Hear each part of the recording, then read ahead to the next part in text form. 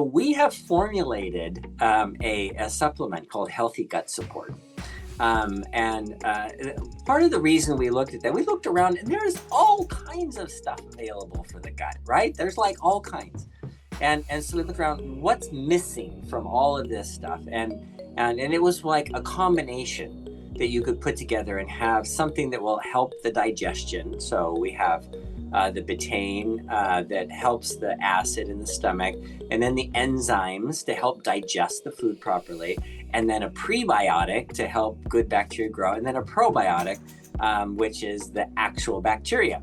So why do all of that stuff? Because if you're not digesting your food properly, then you're not going to provide the necessary building blocks for yourself or for the bacteria that you want to grow. If you're not digesting and absorbing food, and it's going from instead of being absorbed from your small intestine, it's going down into your large intestine, then different bacteria are going to grow. And sometimes those different bacteria are the ones that are associated with like inflammatory conditions.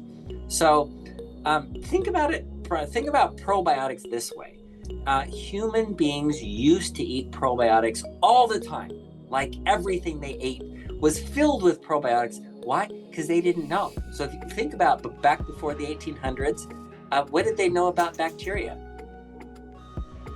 Nothing. They didn't even know they existed. So what did people before that time think about, like rotting food? What is that? Well, it was called oxidation. And this is science, right? This is actually real.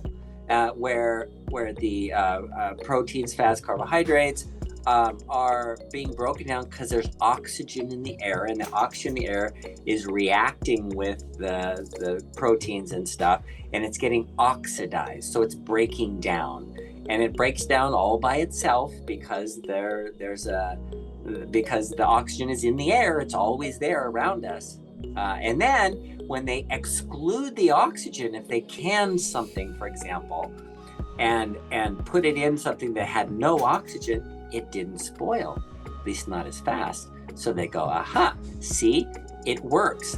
That's what's going on. And that's the way all science is, right? If it works, we say that's true. But it wasn't quite true because that's not the way it really works. So there really are bacteria there. But when they didn't know about bacteria, they ate tons of bacteria. I mean, think about it. Peas porridge in the pot, 9 days old. How much bacteria is growing in that pot for 9 days, right? Or whatever. And they heat it up, of course, some are killed, right? But they're still, their food left overnight. They don't have refrigeration. It's growing stuff. It's growing fungus. It's growing mold. It's growing bacteria, and there's viruses in there. All this stuff is all growing in there. So human beings have always had a ton of probiotics to eat.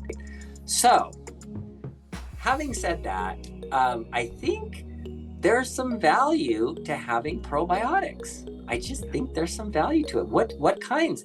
Well, it's the same things that fall out of the air and grow in food that's not being refrigerated and not being heated and boiled and all that, pasteurized and homogenized and irradiated and all the stuff that we do to kill all the bacteria.